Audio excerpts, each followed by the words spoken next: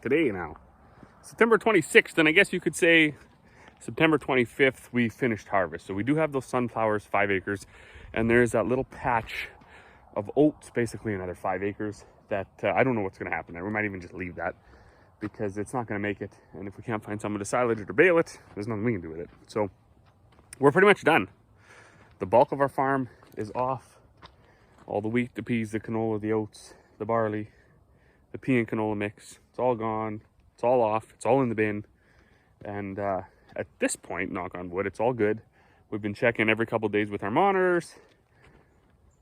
So what do we do now? Well, as you look around, there's yard needs to be leveled. There's all this miscellaneous grains and chaff and stuff on the ground in front of the shop from where we bring the combines in and we blow them off. The shop is a total nightmare. It looks like a tornado went through.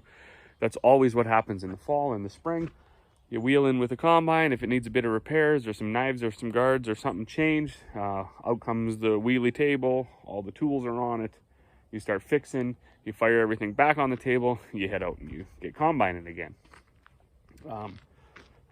Yard work, all in all, gets neglected, although the grass has stopped growing, so the weed eating and stuff is not so bad. There's always some bags to make, and now we got to finish drying. So why did we dry anything? Why didn't we wait? Well, we did get that splash of rain. The 1 load of barley that we did dry, that was a mistake. Somebody went around the outside of the field and they shouldn't have, but that was okay. So we dried 1 load of barley.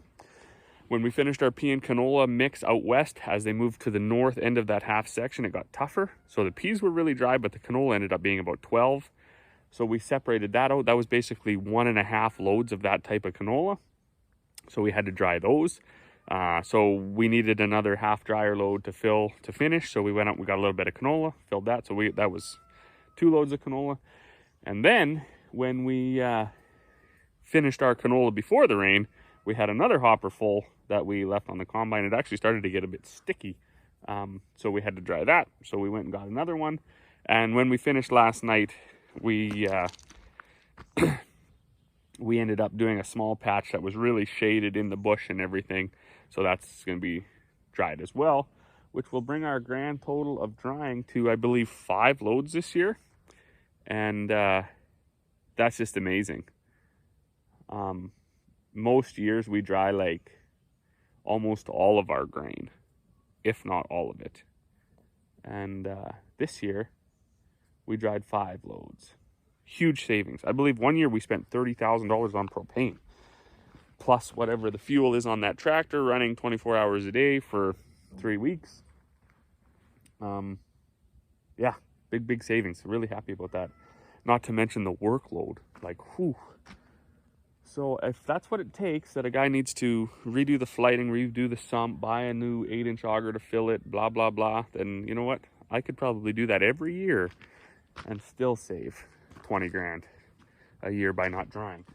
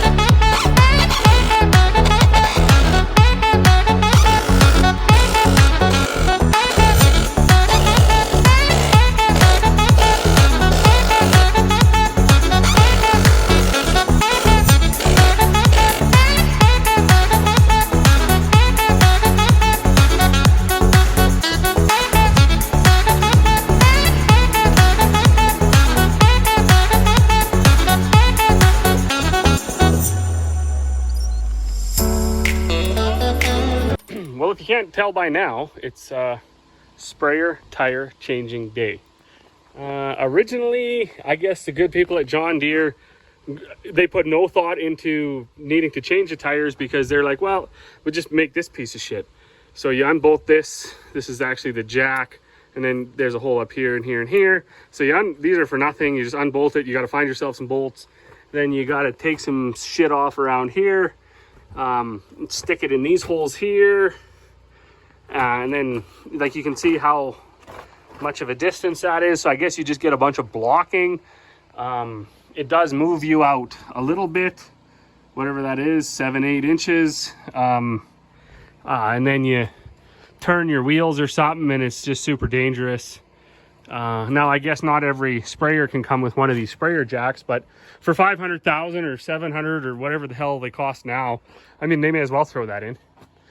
So the first couple of years I did use this. I used this jack. That's why it's missing some paint here. And then I was like, you know what? This is brutal. I was doing some custom spraying, so I was changing the tires more often than I would have liked to. And I thought, you know what? These are at the Ritchie Brothers auction sale all the time. Obviously manufactured by these people. That's their phone number. So if you're changing your sprayer tires more than once a year, even once a year, I would say, you pretty much got to get yourself one of these things. It's hydraulics, so normally we have the pallet forks on the backhoe, and you just scoop it up. The hoses reach to the auxiliary. Of course, if you don't have that, you can slide it under there and back your tractor up and use your hydraulics that way. But you definitely got to have it. So we do run a chain as well. That's why the chain's here. Just around this bar, this axle here, and then down through there. That way you don't have to take all of the stroke out of that airbag, because that suspension has a lot of travel in it. And if you don't wrap a chain around there, you have to put a whole bunch of blocks under the and then it's just, there's more chance for it to fall off. So we got the front two done. They're changed over to the big ones. Got to do the back two yet, so I'm going to move the back out of the way, grab the telehandler, scoop that up out of there, and bring it around to the back. I normally would just pull the sprayer ahead, but I already loosened these off while Buddy was putting the nuts back on that one.